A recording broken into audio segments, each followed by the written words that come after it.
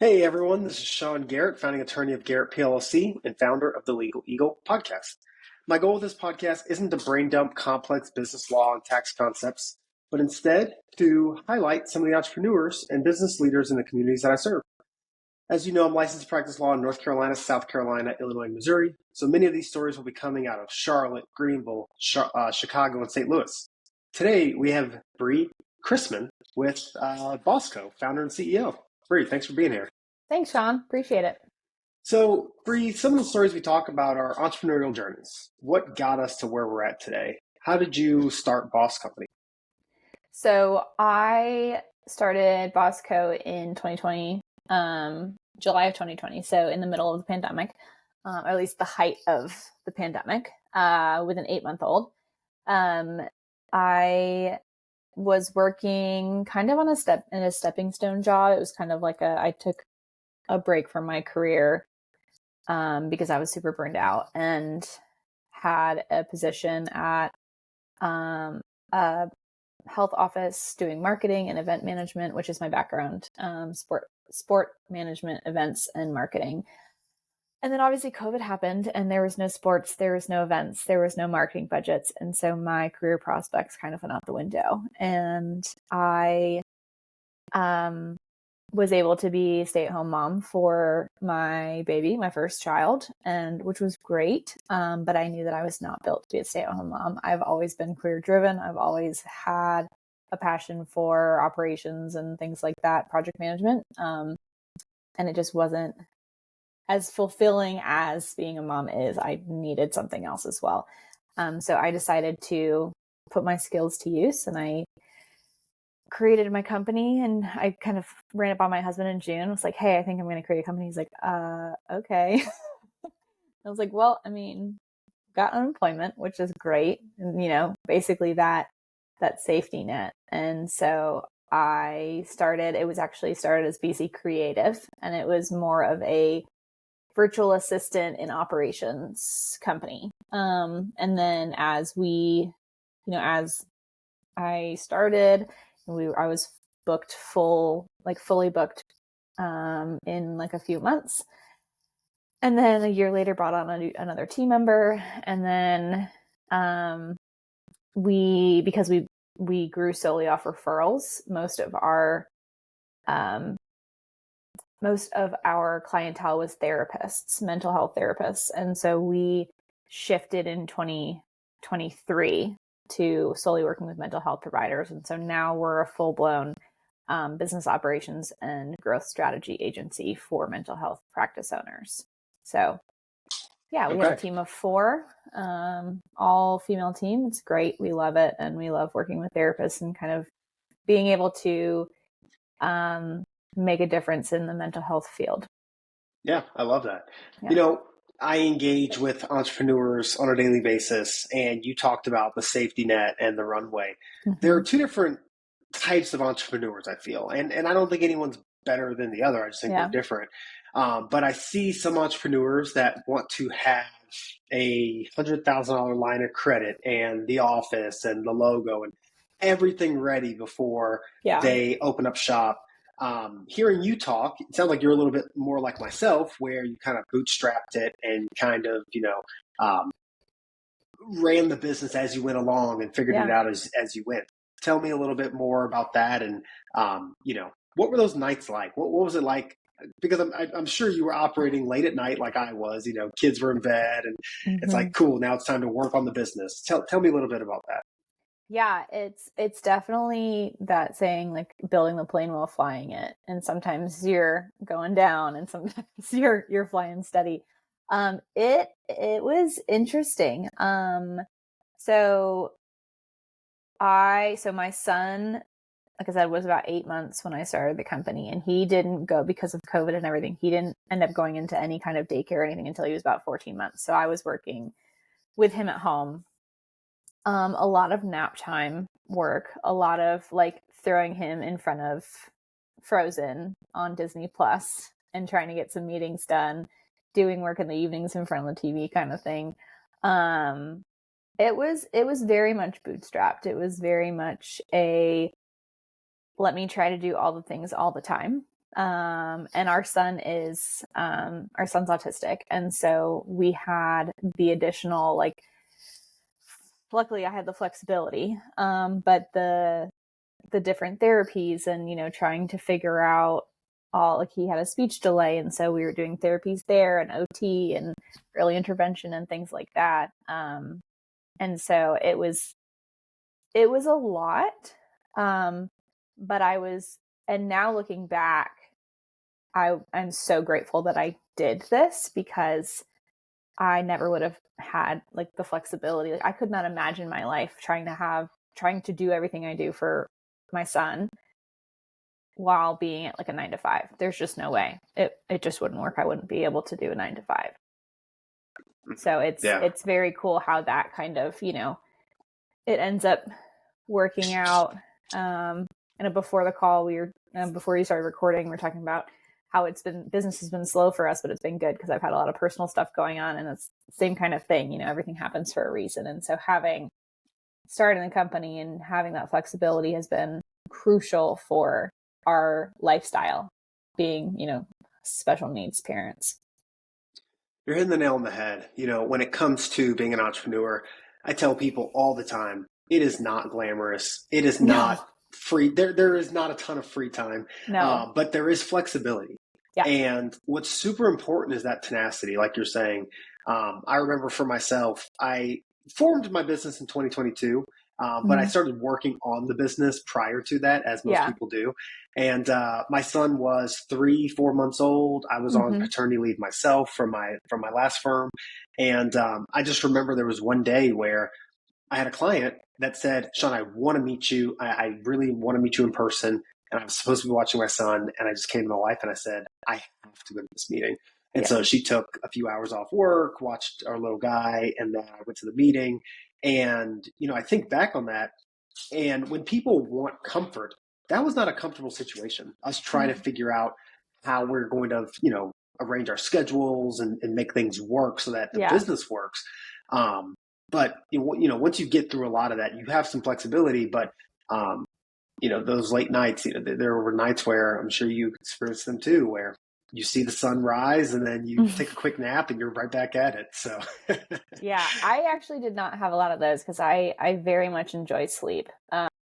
Definitely a lot of weekend work. I still work maybe 2 to 3 weekends out of the month. I'll take a day and go to a coffee shop and work like whole day. Cause for me, there's no team members asking questions. There's no clients emailing. There's nobody that needs me.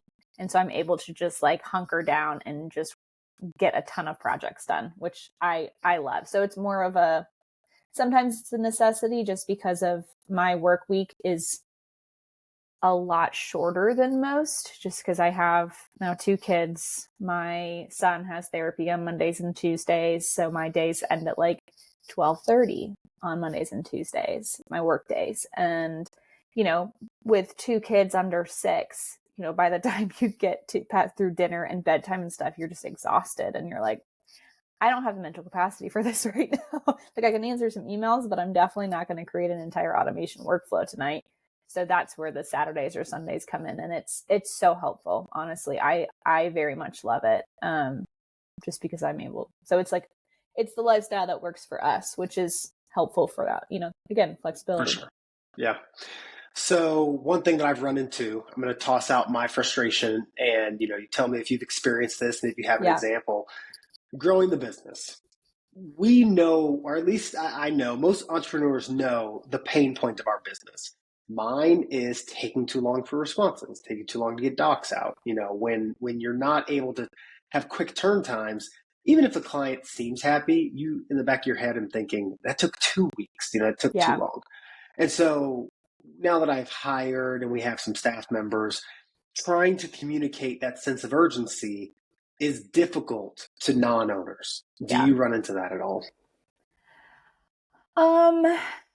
Yes, but I look at it a little bit differently, which is another thing I love about entrepreneurship, because we can all have the same issue and we come at it different ways and we have different perspectives for the same thing. I honestly look at it we have a very collaborative team, and we have a very, I'm very open with my staff, just because like any decision I make directly affects you guys because we're such a small team. And so I'm very open and transparent with them. I look at it, and this might be an issue I need to talk to my therapist about. But looking at it as I created the environment, because if I'm not, because I will say that I have an email in my inbox that I need to answer that I probably should have answered last week. It's always the ones that take too much time, or like it takes too much brain power right now. So I'm like, I'm just going to push it off and push it off. And then it's like, oh shoot. But I look at it as like, I am the one that pushes things off, and they learn a lot from me, and they pick up a lot from me.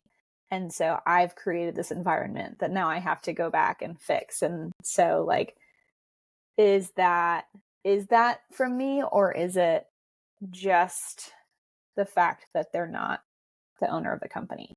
Because I look back and think, when I was an employee of other people, I got that urgency. I understood. But again, I had the entrepreneur mindset. I understood.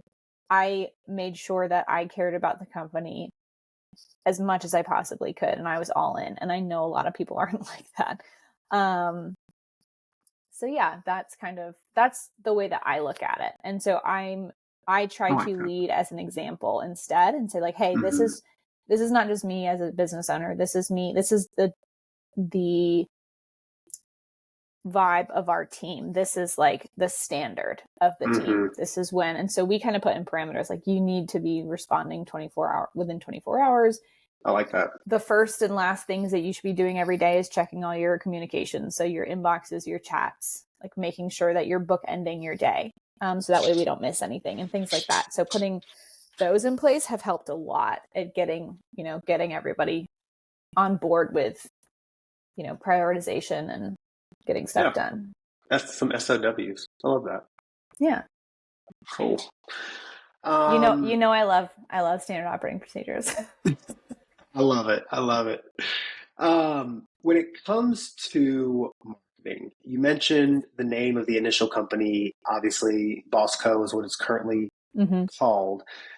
Is that, transparently, that's my favorite part of the business. I'm probably wearing a Garrett PLLC polo as we speak. There you go. We love our marketing, don't we? Why did you change? I'm curious.